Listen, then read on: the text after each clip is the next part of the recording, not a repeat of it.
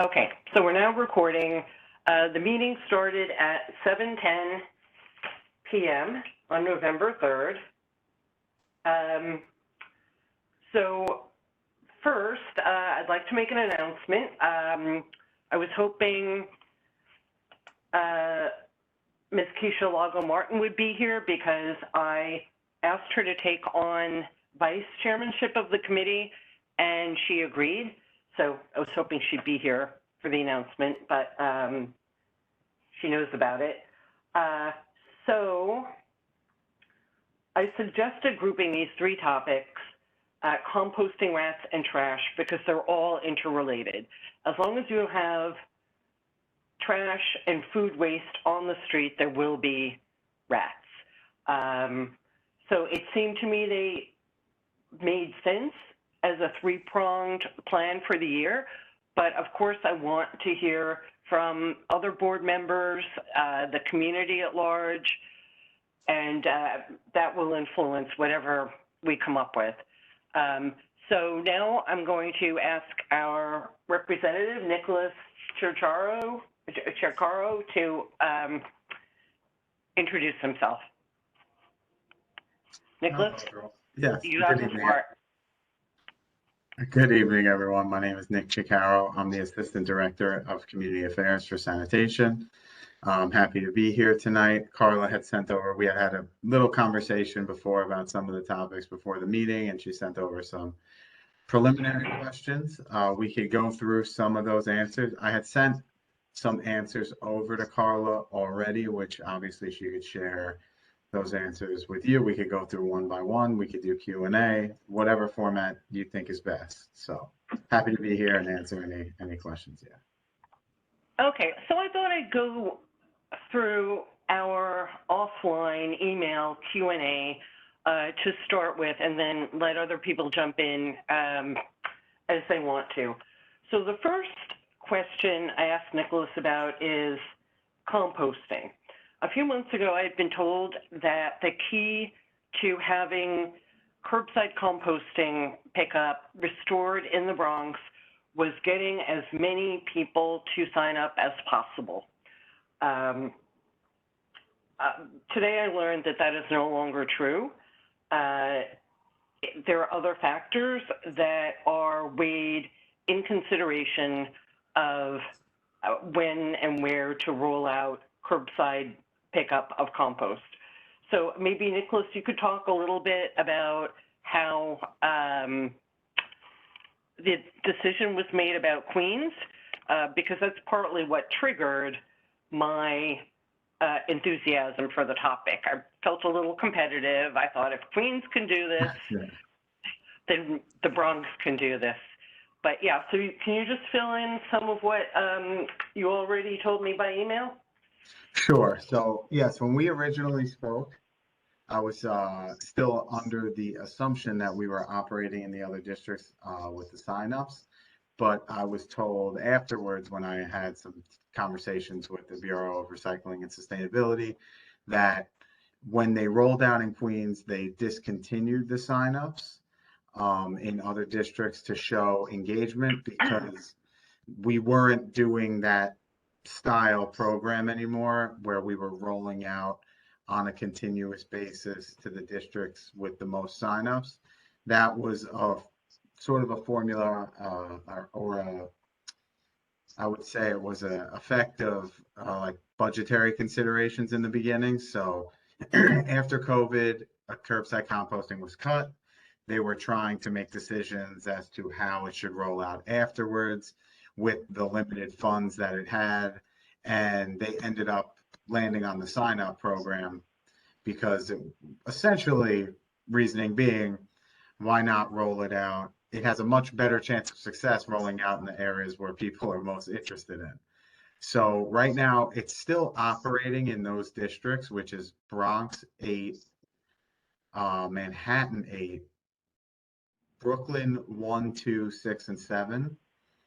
And I think that's it, those districts. And then now it's rolled out into all of Queens. So when they were deciding what to do with where they should roll out, we like to roll out, like I mentioned to Carl on the phone, we like to roll out a program to get the truest form of how program success to a whole borough. It's just easier to map out routes.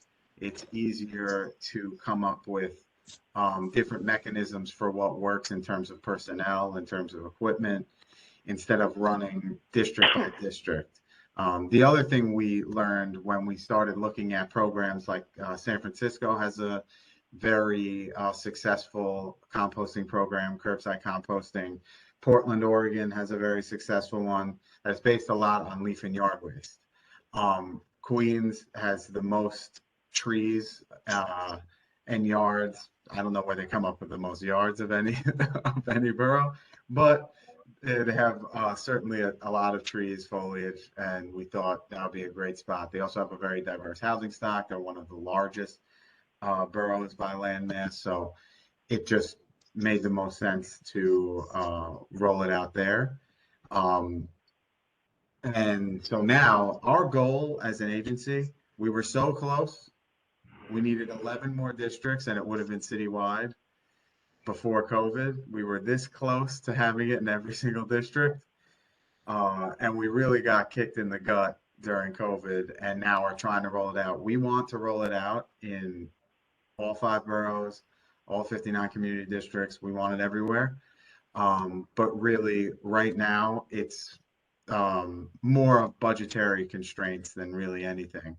We're a month into the program. Today was the first official month of the composting program running. It started on October 3rd. So we'll be able to start to analyze some of that data. One of the things, and this kind of hops into the question about like the magic number of signups. So since we kind of got rid of the signup aspect of it, there isn't really no magic number. But I can say the best way would really be to speak with your elected officials, speak with like the borough presidents, to push the expansion, because there are partners in providing funding. There are partners in working with the administration. We're going to do all the work to try and spread the word and make sure that this is as successful as possible. Like I had mentioned in my email, we literally knocked on every single residential home in Queens and left the flyer if we didn't speak with them on the curbside composting program. Every single building of 10 or more units had composting bins delivered straight to their building. We are as committed as ever to expanding this program. We'd love to bring it to the Bronx. We've definitely heard from a number of elected officials that this is what they want all over the city.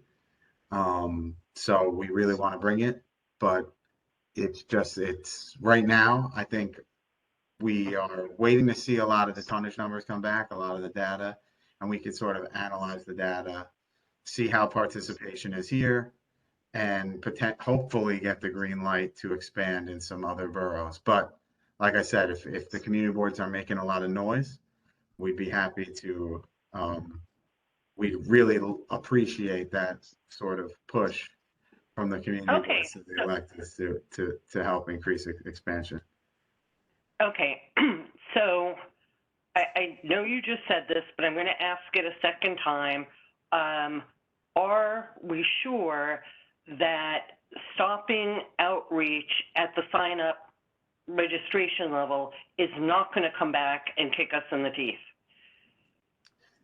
So, I mean, one of the issues we were actually seeing with the signups is a lot of confusion around people thinking they're actually signed up for the program and not just signing up to show interest in the program. Wow. That was sort of one of the things. And once it rolled out in Queens, there were people, when we were speaking to people, oh, I already signed up. And we were like, oh, you just signed up to show interest in Queens, even though you needed to sign up on another form to actually get a bin delivered to your house. So they took that page down and to sort of mitigate that confusion we're seeing from people. I do know, I thought, it was beneficial in terms of seeing what other districts out there people are interested in, but we're also not going to be, at least I'm assuming, we're not going to be expanding district by district again in the future. If it Right. expands, it's going to come to the whole borough. Okay. So I did already speak to Council Member Dinowitz in District 11, the office of Council Member Riley in District 12, and to the BP's office. Okay. So we're covered in terms of that front, in terms of just doing a basic heads up saying we're looking to work on this. How can we engage with your office to push the rock on this? So the committee just has to keep them in the loop and lobby. So, okay. And I know Councilmember Dinowitz was one that he pushed, or at least I was on threads where he pushed pretty hard for its expansion for when it was doing the signups in Bronx 8, because they had a pretty high number of signups and a lot of community interest, and they did actually roll it out. This was like, months ago, but so I know he's interested in the program, and I know he'd want to do it. And he has interest, and we're very friendly with Kevin Riley as well. I haven't really spoken to him more about composting, mostly about some of his discretionary funding that he gives to us for cleaning. But he's a good partner with us. I'm sure he would like to bring those kind of services to the district. Another option too, when I was speaking with one of my colleagues, food scrap drop-off sites. We have a map of all of them in the city. Bronx 12 only has one food scrap drop-off site.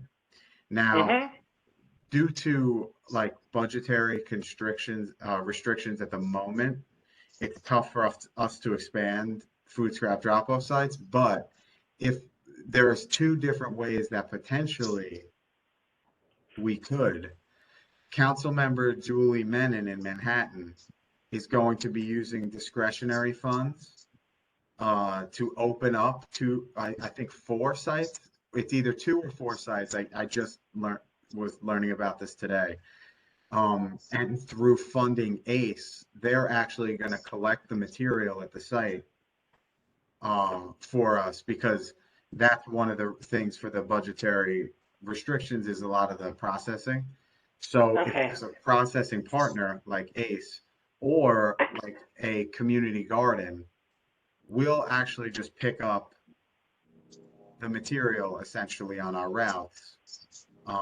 So that is an option to expand more.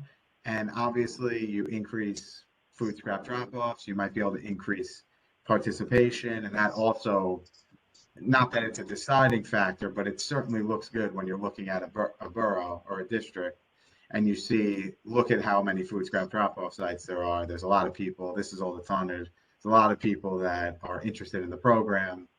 It helped. It couldn't hurt. Right. Yes, I was surprised myself when I looked at the map of drop-off sites today and saw that Praxis is the only one. Yeah. So that was a little bit disappointing, to say the least. But okay, so I'll roll that into my next conversations with the council members' offices. And the one that's there is not even that convenient. It's on White Plains Road. It's Praxis, which is a little bit off-putting for some people because of the nature of their business. So, okay. So thank you for those 2 suggestions. I'll follow up on those. Okay, let me just see if there was anything else. So does anyone else? Oh, Tolene, welcome. Welcome. How are you? Good, good. We were just discussing composting, the resumption or non-resumption of curbside composting. It seems it's going to be a ways off for the Bronx. So the last part of the conversation that you missed was about trying to expand the drop-off locations for food waste, compost materials, because right now, Community Board 12 only has one on White Plains Road at the Praxis Housing Center. So, okay, does anyone else have any questions, comments on composting? No questions or comments on composting, but I'm sorry I was late. I was at the open data meeting. Oh, yes, I signed up for next week. So, sorry. That's, yes. Did you find it useful? Yes, it is. It's very useful. It'll work for you. It'll work for you especially. Okay, good. I signed up, I think, for next Monday. Okay, good. Well, thank you for that input. So if we're done with composting. I have a question. Oh, sure. This is Judy. First, I have a question. Where is Bronx 8, District 8? Where is like the actual garage? No, you said that, did you say that that was the one place that in the Bronx that you had brought back the curbside? Bronx Community Board 8 did get it back when they were running the signups model. Yeah, Bronx Community Board 8 is mainly like Riverdale. Riverdale. Yeah. Okay.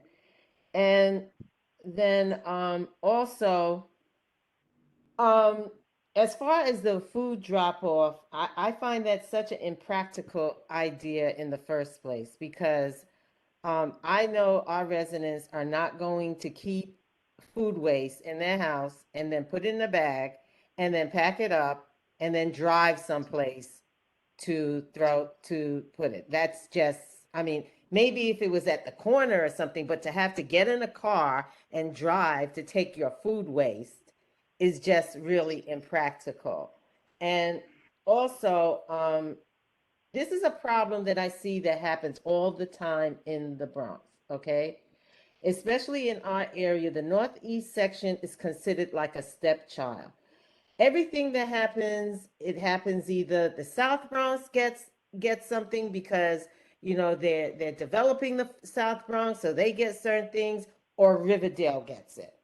I mean, we have homes in Riverdale, and especially in Community Board 12, in Wakefield section, Williamsburg section, we have so many trees and leaves. And if that's one of the considerations that you all are considering, and especially because there are even more trees that originally we always had a lot of trees. Now we have even more trees because of after Bloomberg had decided, you know, to put more trees. So we have abundance of trees, which is great. I mean, we love the trees. So we have yards, lots of, and mixed housing. So I can, if that is a criteria that you're using, I can't understand why we would not be considered. And also the way that you said that you went house to Queens and spoke to them, why can't that be done in the Northeast Bronx?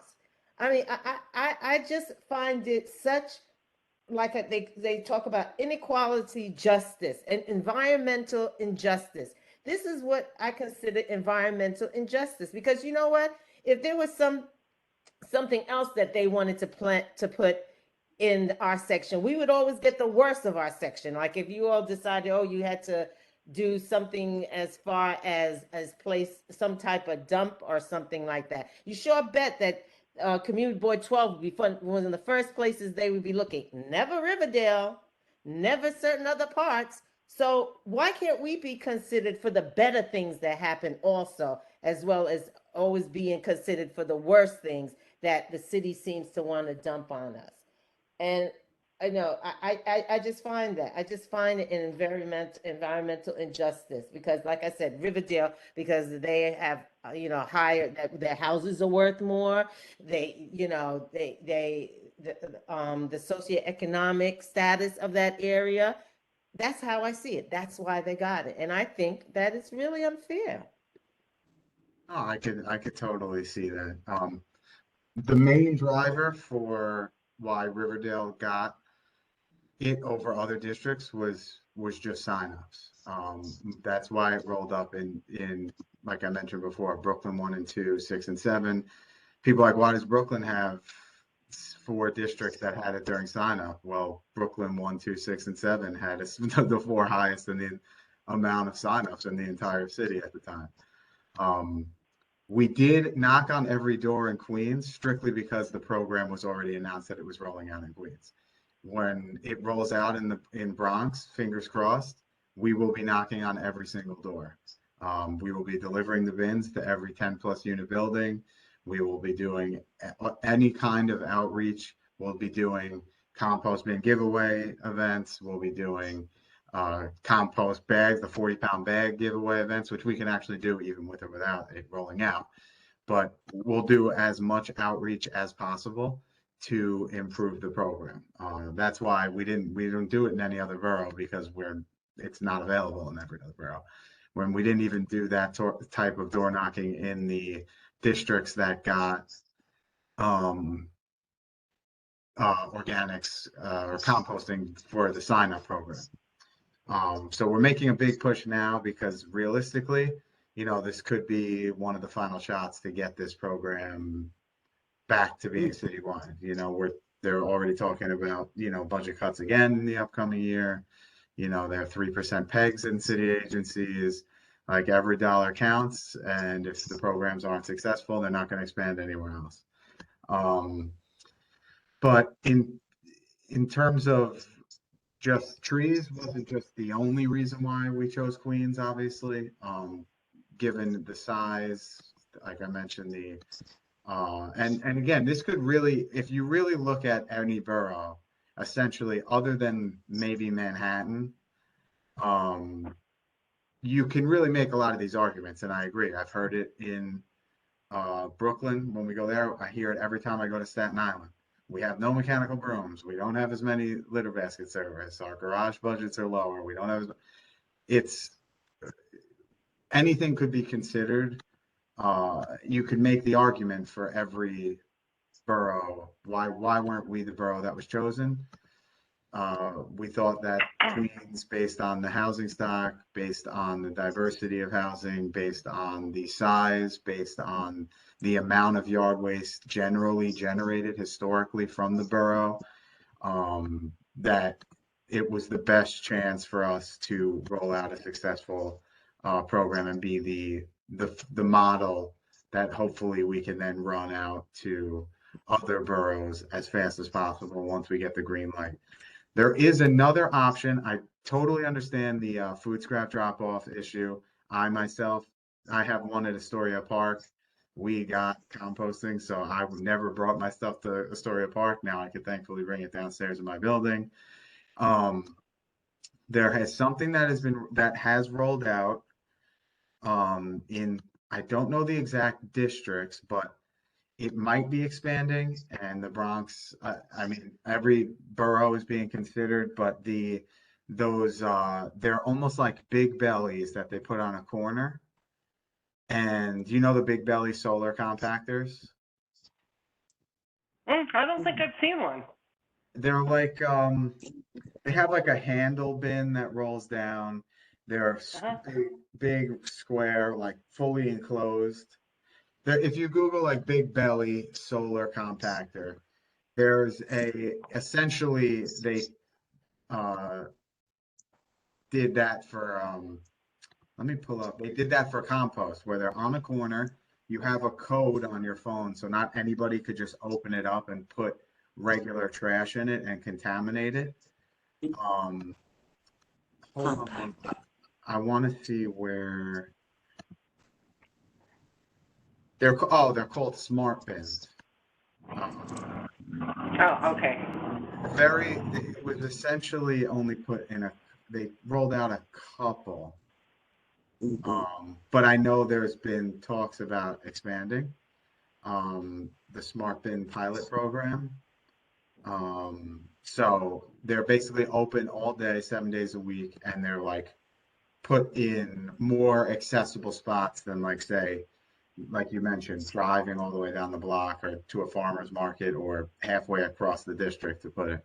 So that's another idea. Obviously, a lot of people want to put them in their district. So that's another thing, maybe speaking with your council members about trying to expand that program into these districts. Would organics be put in there?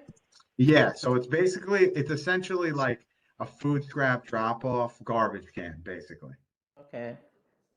Okay, that's Well, great. so in the other thing I think people are finding confusing, I do anyway, is that if you drop off at a compost collection center, it's again only vegetables, dairy, and what else?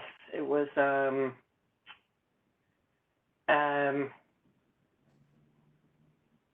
no. Dairy is excluded. It's just basically vegetable matter. But with the curbside composting, You can put it all in there. Right, yeah, bones, meat bones, and I couldn't understand that for a while because I used to compost in the backyard until the raccoons got interested in it. But I read somewhere that it's because those brown bins that material went to a facility with very high temperatures that basically just incinerated everything. So it would handle things like meat bones, chicken bones. Anaerobic digesters is what they're called. I've learned from many of my BRS colleagues. Essentially, it's like industrial composting. So if you put the bones in your backyard and everything like that, the main reason why is what you mentioned. They tell you not, like, would it turn to compost? Of course. But then you'd have raccoons and cats and like stray cats and other types of rodents coming into your backyard. So it's easier to just do, the smaller, easier things like no meat, no bones, like just vegetable peels and things like that. But we are able to take it, like you mentioned, the anaerobic digester basically heats it up to like 400 or 500 degrees, breaks everything down fast. And we even have this thing, it's called a tiger now, that it shreds, it actually has the capability of separating the compost from the plastic bags completely. That's why before we used to tell people don't use plastic bags. But that would create like you'd get maggots in your bin and stuff if you didn't clean it out every time. In there, yeah. So now you can line it with a plastic bag. We can process it, and it separates the compost from the plastic bag, so it actually preserves the contamination levels of the compost. So there's not just plastic shredded all in the compost like it was before. So yeah, it's much better and slightly easier. But I can see how we've had a lot of people that have been composting in their backyards for a long time that like still were just throwing their bones and meat in their garbage can and not in the composting because they were like, oh, it's only for like paper and the stuff that they're used to composting with. Right, yeah. I mean, I was confused for a long time until I read that you're, anaerobically incinerating them. So, So do you have to have a certain plastic bag for that? Because I know before you had to only have certain plastic bag for that. Yeah, and those compostable bags were like $5 for 5 bags. right. But no, you can just use the clear plastic bags like you use for recycling. Oh. Yeah, so much easier. We're trying to make this as easy to participate as possible when we roll it out. So when we roll it out, We're trying to do bin distribution events. The sign-ups for the bin, we'll bring it right to your house. They'll even write your address on it so nobody can take it. Like, we're trying to make this as easy as possible for everyone. You could even use, before you had to use that can, you could even use a regular garbage can and just put a composting decal on it if you want to do that. You can use lawn, like paper leaf bags, whatever. We're trying to make this as easy for people to participate and as low effort. Okay. Okay, thanks, Nicholas. So should we move on to rats? My least Sure. favorite topic. But I think everyone's least favorite. yes, but you know, it's become such an issue in New York that they're changing the trash put out schedule. I think in April, do you remember off the top of your head, Nicholas? In April, it's going to go to 8 p.m. to put out your 8 trash p.m. instead of. Yes. Yeah, it's April. Yes, you're right. And, You're right. and then it'll be picked up on the midnight shift. But then they always did that in the winter, so I was unclear if that will carry on past the winter, right? Because the garbage trucks pick up the garbage earlier so that they can then plow. So yeah, so so for those who don't know about the new set out time rules, for April 2023, they're going to be doing 8. You can't put your garbage out earlier than 8 p.m. So right now we have 4 p.m. You have to put it out after 8 p.m. But if you buy garbage can, if you put it out in a garbage can, you could put it out after 6. I'm sure for many people who've lived in New York for a long time, there used to be much later than 4 p.m. that you had to put it out, and it slowly creeped earlier and earlier. And with most garbage collection taking place on the 6 a.m. to 2 p.m. shift, it's out for 14 hours before we get to it, basically. So it becomes a feeding hub for all the rats. We have been looking at, and so to answer your question on the time of collection, I wouldn't be able to answer exactly right now if every district, I would imagine not every single district is going to have overnight, but I know we have been experimenting in a number of districts with doing more overnight collection to help mitigate some of those issues with rodents. Obviously, we don't want to be disturbing everybody while they're trying to sleep and we're collecting trash at 2 in the morning in every neighborhood. But my assumption is that there will be more of an increase as that goes on to further limit the amount of time, because then we're looking at only essentially maybe 5 or 6 hours the trash is at the curb if a collection run starts at midnight. So that could be a huge factor in terms of getting the garbage off the street fast. And during the winter, during night plow, that usually happens, but then it reverts back to the morning 6 a.m. to 2 p.m. shift once night plow is over. But you'll probably see more overnight as those rules go in April of next year. Okay, so just to review quickly, it's 8 p.m. for black plastic trash bags, but 6 p.m. if you have a plastic bin or a metal bin that seals, tightly. Yeah, okay. And obviously there'll be consideration given to, Jewish communities throughout the city that might have Saturday collections where, Sundays in the winter, Fridays that get where sunset is 4:30, those dreaded deep winter So obviously we're not going to be hammering people with summonses when they're observing the Sabbath. Yeah, that makes sense.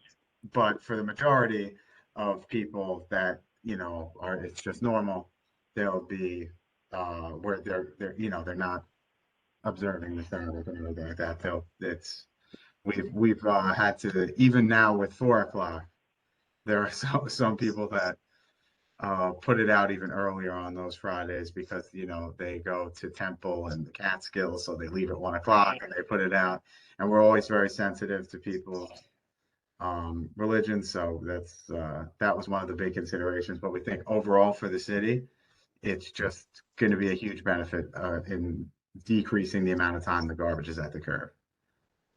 Okay, sure, that makes sense. Okay, so moving on to,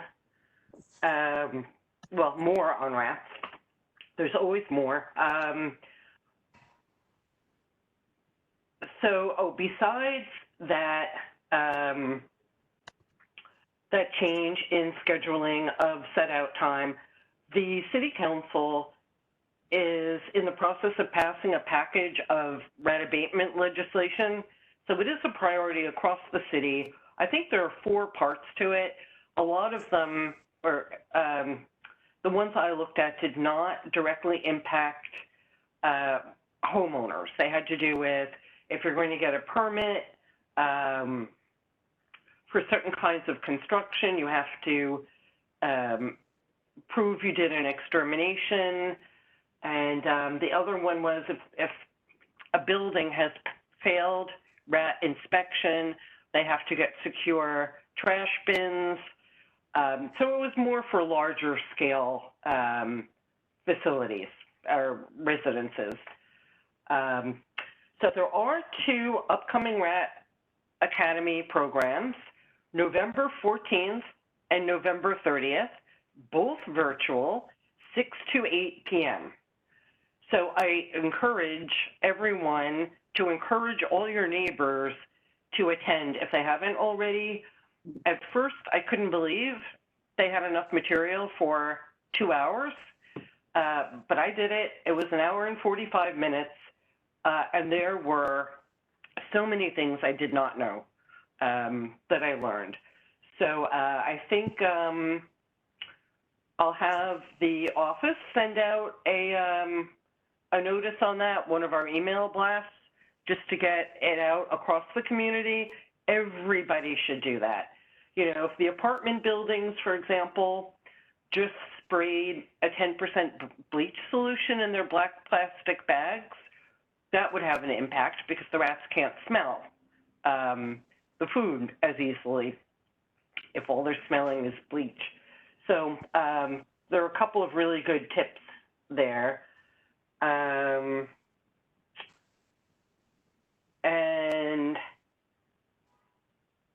I'm just checking my notes. Yeah, I mean, there's nothing else exciting to say about rats except we have to deny them access to food, water, and shelter. That's the only way to make them go away.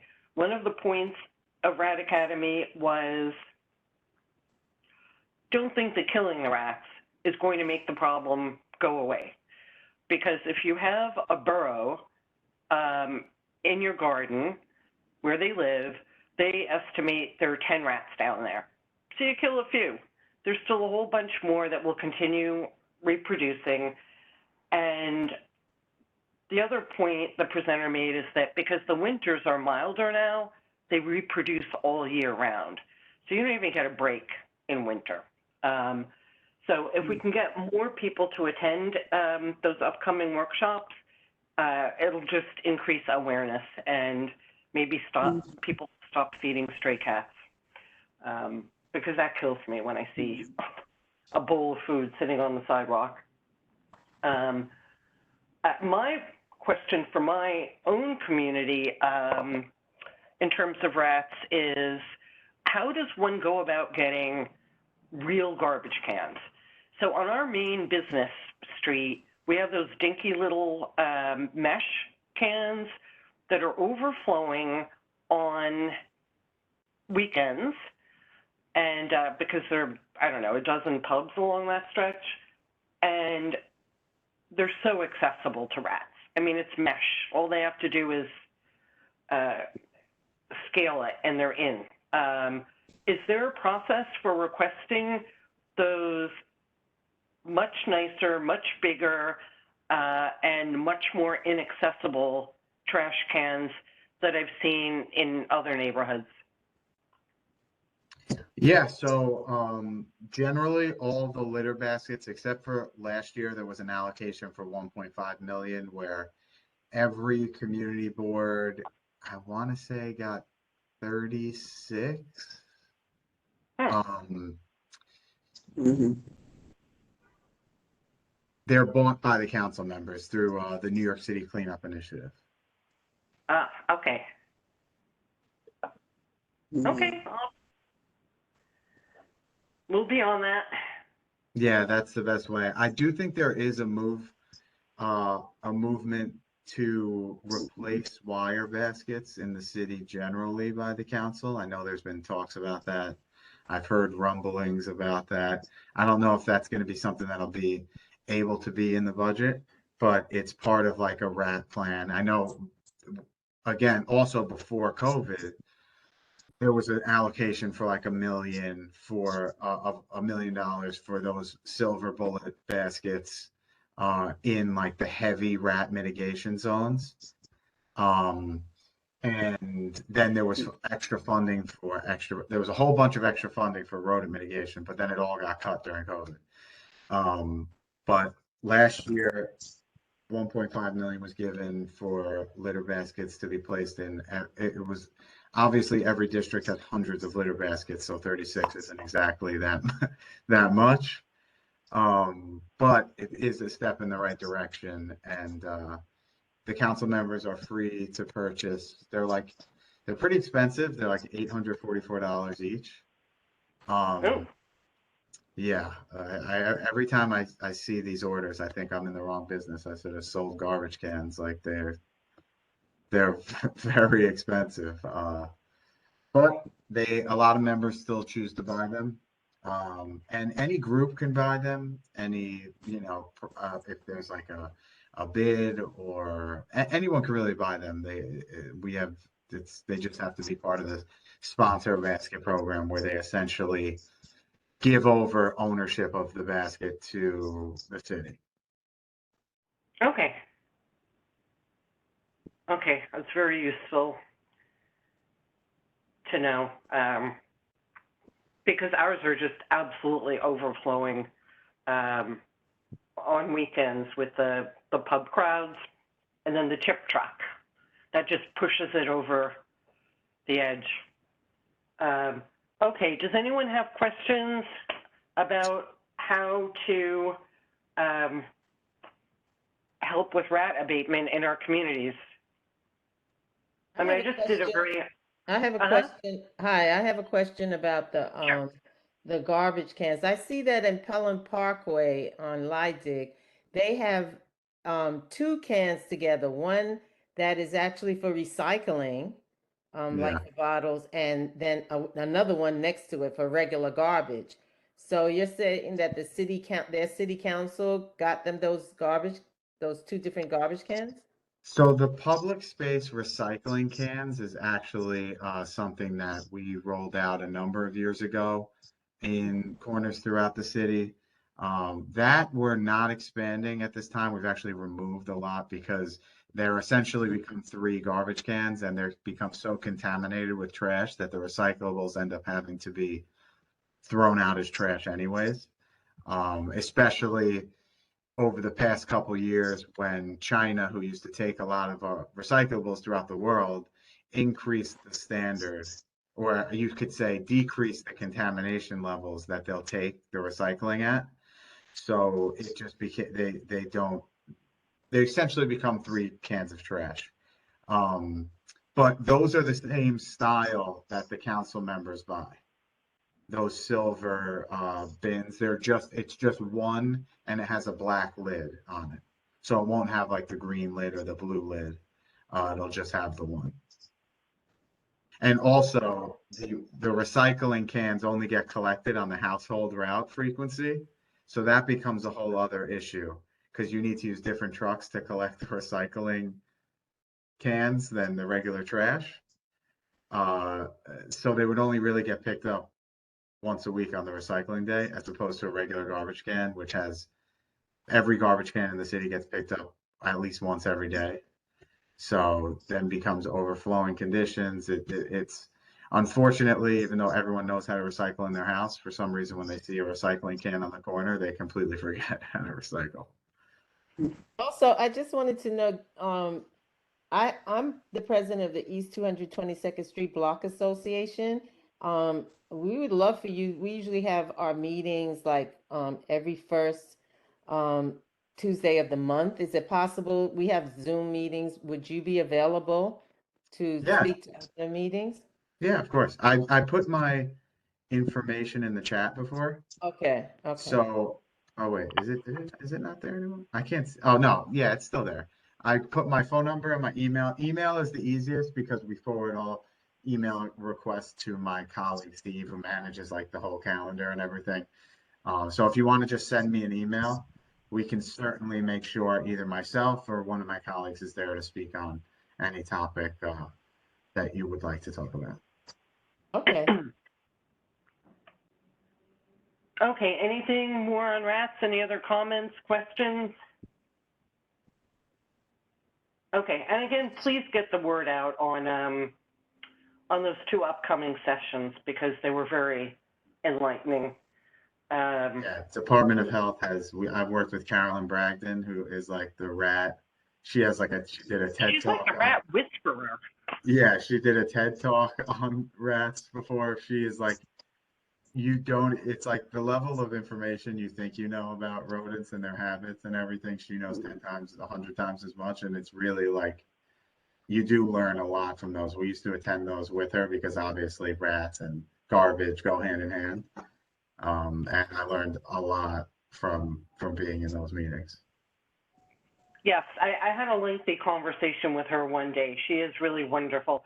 I've never actually met someone so excited about Yeah. rat inspections.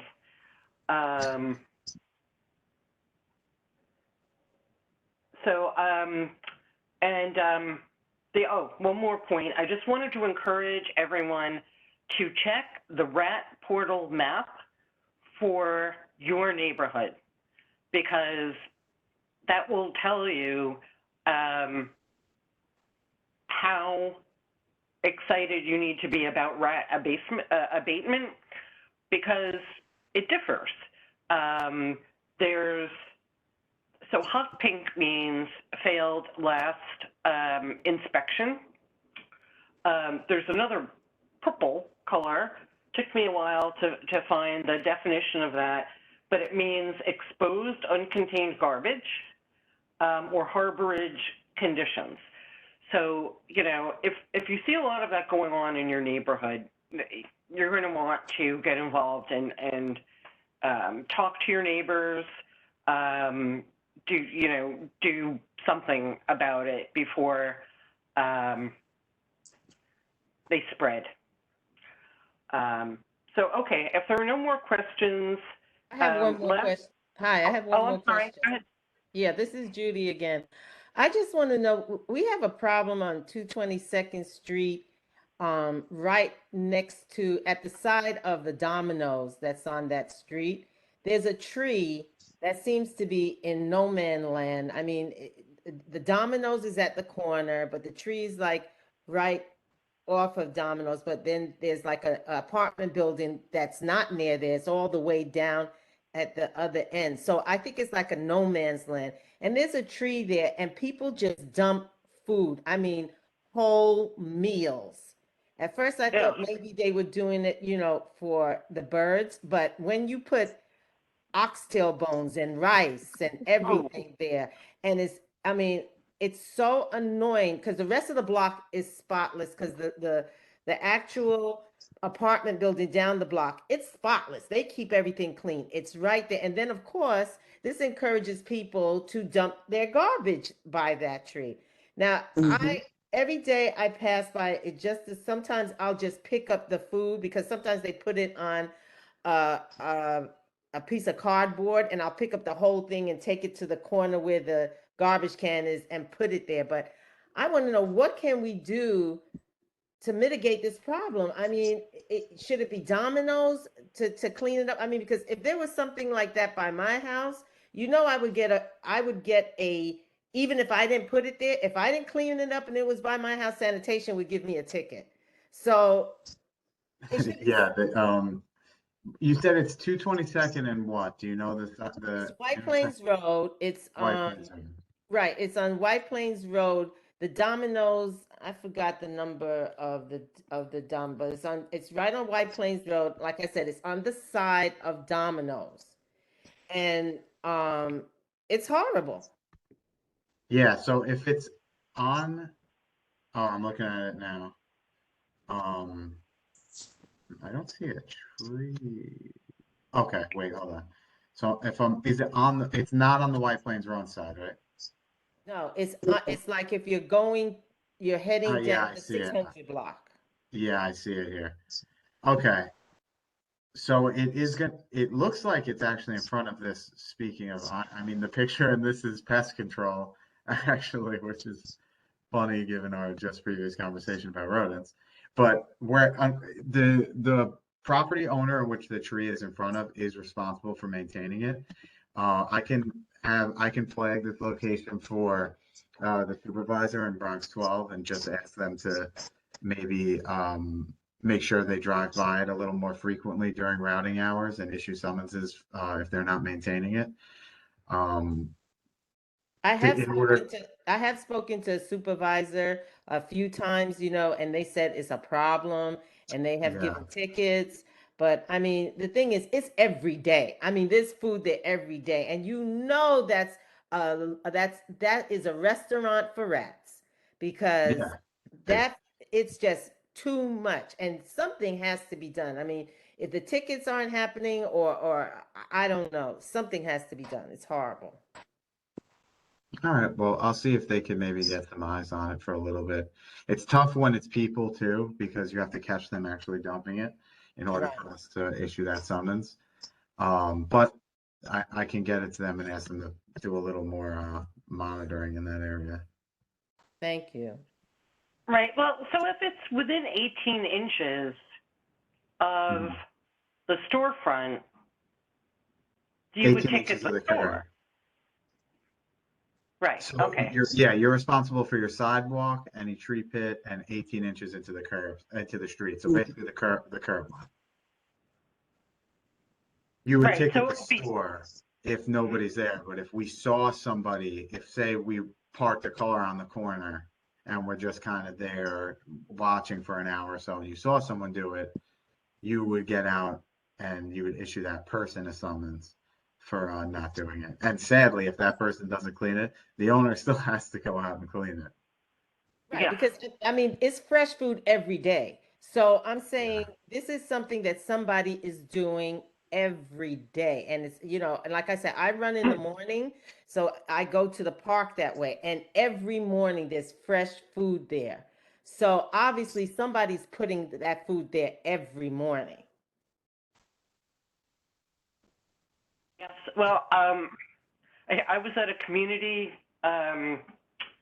meeting a couple of weeks ago, and one clearly frustrated shop owner, barber shop owner in the neighborhood said, I clean in front of my store and into the street every morning, and the next day there's garbage again.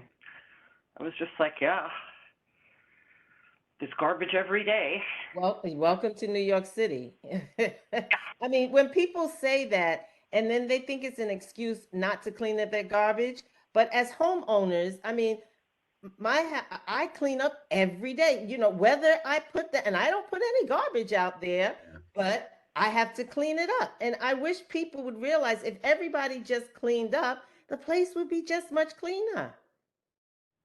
Yeah, and Right, they and if are also responsible for during commercial routing hours to maintain their property twice a day. So it's the Exactly. same as residents. And we have no Exactly. issue issuing their business owners summonses if they're continually not doing it. right, so and garbage blows around up and down the block. Yeah. So, it's usually not going to be your own garbage you're picking up. It's going to be something that wafted in um, from someplace else. So, okay, are we covered on that topic? And then we can just talk a little Well, I just have one more other thing to say about trash. So it makes me crazy when people put out their trash way early, right? Because again, it's a rat feast. So I've been reporting this one building every week. They put it out at 8 a.m. like clockwork. So Nicholas, you and I talked a little bit about how to escalate these complaints. So I know you said you're able to escalate. Yeah, and that's what I think these meetings, like I mentioned earlier, are great. Just like the last thing about the tree pits. I always recommend people call 301 first, but you have my email, you have my phone number. Email me the number.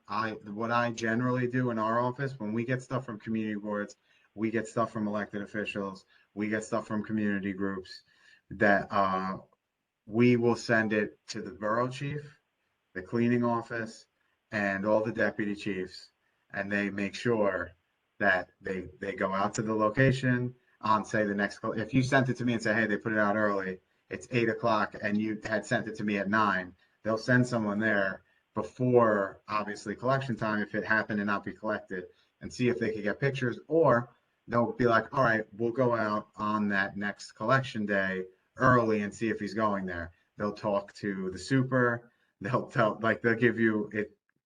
It's amazing what happens when you send a lot of stuff up the ladder, Uh-huh.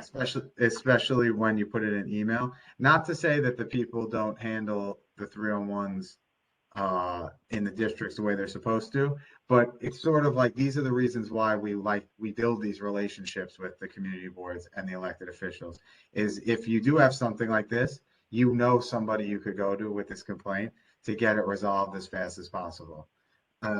But we do like to have that 311 data as well, because those types of complaints, and when it's sort of like the NYPD, when you go to a lot of precinct council meetings and they're like, this this bar is so loud all the time, and then they pull the 311s and they're like, we have no noise complaints. We can't justify having an officer stand in front of this bar all day when there's not a complaint. So we like that data, but we also like to have this open line of communication. And I'm sure the super, I know George always shouts out the super at all the budget consultation meetings and everybody. I always feel like the Bronx community boards have a good relationship with the district superintendents. They're always a phone call away. We encourage that relationship. We're always a phone call away, an email. You could send it anytime. Any members here, you have my email. Please send it to me. You get photos of something, send it over. Like when you said that, this building has been doing it for a while. I want to resolve that. It's a shame that whatever happened with the 301s, it didn't get it resolved, or they didn't fix it. But you could send me that address, and that goes for any type of complaint. That's like the last two questions. Like any type of complaint you have, you could send it to me. Put in 301 for record, send it over to me, and I'll expedite it. It won't be like that 4 or 5 day period they give you, and you'll probably get an answer at the latest, like the next business day. Okay. Well, George always emphasizes at our monthly meetings, call 311 or go online first, get that ticket number, and then call George or Ursula, and then they can reach out to, someone like you, someone like Superintendent Landy, and say, here's the number. It's been reported. They've been reported 5 times. And then, that tends to get a reaction. Plus, then we have the statistics. If we don't know. That's what we want. We look at the numbers during snow season, it's like during all year round, to be like, what are these patterns? What is this like? Why does this area have high miscollections? This place doesn't have miscollections. What are we doing differently over here that maybe we could do over here to make this better? It really is a lot. There's a lot of usable data. Maybe you need more equipment. Maybe you need more personnel. maybe you need things to make the DSNY operations in your district better. It's really good to have that data, because there's a lot of times where we look at like how come you'll go somewhere and it's been like, they'll say something like, oh my God, it's been like 5 years of this. It's been a constant problem at this location. And then you look up and there's three 301 complaints in the past 10 years at this location. It's like, it's almost like, nobody told somebody. So we just we want to have a good relationship, want an open line of communication. Landy's great. I feel like he's been there for so long now. He knows the district very well. He's really good. So anytime you could reach out to him, you could reach out to me. I have no problem trying to help out as best that we can. Okay, great. Thanks so much. I'm just going through my notes one last time, and I had a question from another board member who couldn't be here. Can single or two-family homes use black plastic bags for their trash, or do they have to use cans? I want to say they have to use cans, but they can use bags, unfortunately. Oh. Yeah. Okay. I'm happy about that. You can tell them they have to use a can. Maybe they'll buy a can and put it out in a can instead. But residents can place their garbage out in the heavy duty black bags. We certainly recommend using cans, but they don't have to, unfortunately, at this moment. Okay. Well, thank you for clearing that up. Okay, so this is everything on my list. Is there anything from the meeting we had in September anybody wants to review? Anything new that we didn't talk about yet?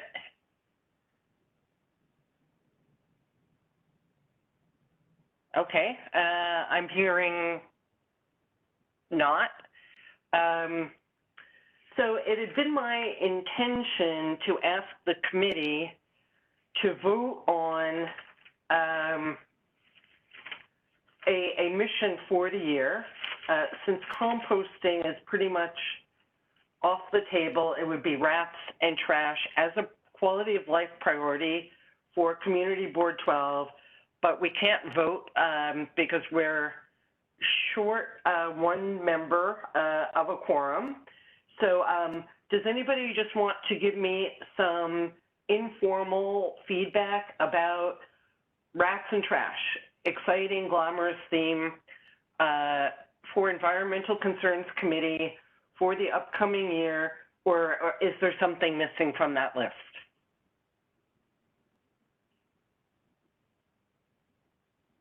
Carla. Okay. Oh, yeah. Hi, Tolene. Yep. Hi, Nicholas, thank you so much for being here with us tonight.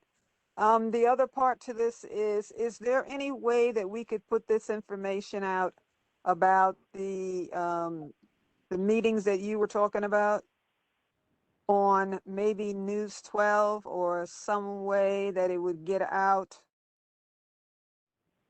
Is that possible? So are you talking specifically about Oh, are you talking about the rodent meetings? Thank you. Yeah, I was getting ready to say Rat University, but I know that's not it. The Rat Academy. That's Rat fancier Academy, than a university, isn't it? Yeah, I'm So, sure DOHMH might have, Department of Health, since they put it on, they might have like something for social, something for like graphics for that. Maybe they have something that they could help spread the word with you. But since it's their program, I'll leave it up to DOHMH Okay, so to help you with that. That would be who we would have to contact? Department of Health, okay. Yes, yeah, they're the rat people. So my thinking was to first have Ursula do an email blast. You know, and you can scrape enough right off the rat portal and paste it into an email. Like, we don't have to sit around and wait 3 weeks to get flyers. I did this through Judy. That's what I did, what I sent you. It just came right off the website. So we can do that. We can continue partnering with groups like Judy's East 222nd Block Association. I meant to reach out to Wakefield taxpayers as well, and didn't have a chance. But, you know, working with the local organizations to have them shoot it out to their email distribution lists is another way. You know, I really think a lot of this communication has to happen on, you know, with our local organizations. When I talked to Kevin Riley's office, there are 2 more associations in the works, and I might actually be able to tell you what they are. One is Bruner. What was the other one? Cynthia Prisco in his office told me. Bruner, I remember for sure. Bruner Avenue Association. I can't find the note right this second, of course, but there's another one in the works. So, you know, if we can form a good network of the people who know their neighborhoods, we'll have a whole new mechanism of getting the word out. There are also, I keep finding new Facebook pages. I'm not a big Facebook fan, but there's one called Concerned Citizens of CB12. So I can post that there as well. And, you know, it seems to get a good bit of traffic. You know, does anybody have any other ideas?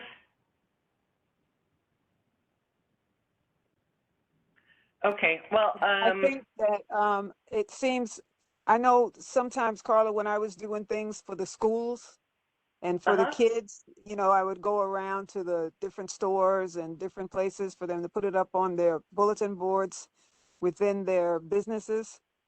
So that, you know, I just might have to break down and figure that out. I've done that too. But usually for events with more notice, it doesn't always work. You know, this just went up yesterday or the day before because I was checking every day, and I was about to call DOH and say, well, where are the rest of the virtual RAT Academy sessions? And boom, the next day it was there. So yes, I'm good with flyering too. Usually I stick to areas like the libraries because sometimes the store owners say yes just to have, just to make you go away. And then the next day I'd go back and the flyer would be gone. So, you know, I usually do the Wakefield Library, the Woodlawn Library. I haven't gone too far east of that yet. But yeah, if we get more people to flyer, I think that's a great idea. You know, then we would need a proper flyer. For an email, it's whatever I can grab from a web page. Okay, that's a great idea. Thank you. Anybody else?